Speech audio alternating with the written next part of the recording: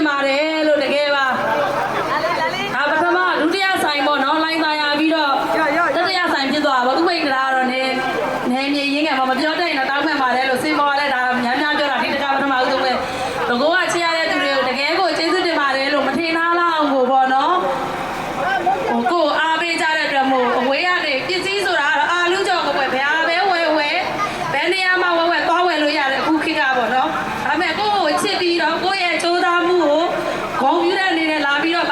ဒီကြီးကိုလာရောက်ပြီးတော့အားပေးရတဲ့မို့တကယ်လဲကျေးဇူးတင်ပါတယ်ဘယ်တော့မှလည်းပေါ့နော်အရှက်ဝိမ့်မဲ့နဲ့ကြိုးစားသွားမှာပါလို့တကယ်ကိုပေါ့နော်ကိုရဲ့စိတ်ရင်းတိုင်းမှာကိုပြီးခဲ့တဲ့ဟိုနေ့ကြာဆိုရင်ဒုက္ခတွေမျိုးရောက်ခဲ့တယ်ဆုံးရှုံးမှုတွေအများကြီးရှိတယ်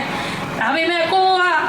ပဲပြန်ထားမှာပဲရမှာမဟုတ်ဘယ်တော့မှအရှုံးမပေးဘဲနဲ့ပေါ့နော်အဲကြောင့်မို့ဘသူတွေဘလို့ပဲပြောကိုရဲ့စားတောက်ကုန်ပစ္စည်းကိုကောင်းတဲ့ကောင်းအောင်ကြိုးစားမယ်မကောင်းတာရှိရင်လည်းဝေဖန်လို့ရတယ်ပြောလို့ရတယ်ဒါပေမဲ့ပို့ပြီးကြိုးစားပါမယ်လို့အချင်းမောင်းကကျေးဇူးရှင်လို့အချင်းမောင်းကိုပဲအဓိကအားထားပြီးပဲနေရာမှာမစိုးလောက်သွားပါမယ်လို့တကယ်လဲကျေးဇူးတင်ပါတယ်ပေါ့နော်ဒီလိုမျိုးဒီလိုမှစေးမောင်းမရောက်နိုင်မလို့မတင်အောင်ကိုဘဝနဲ့အဝေးတသမအဝေးဥပိ္ပဒါဘောတငယ်ချင်းတွေဆိုခုကြီးကိုပြောလို့မဆုံးပြီးပြောနေကြတာ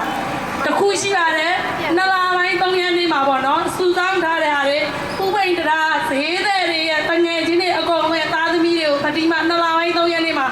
ဒါကတော့ခုမှပြောပါအလူကြီးလောက်မှာပါရှင်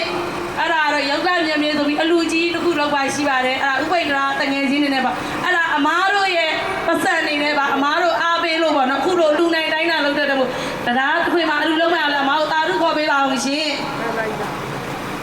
ဒီနေ့တော့ရတကယ်ခံစားချက်တွေနဲ့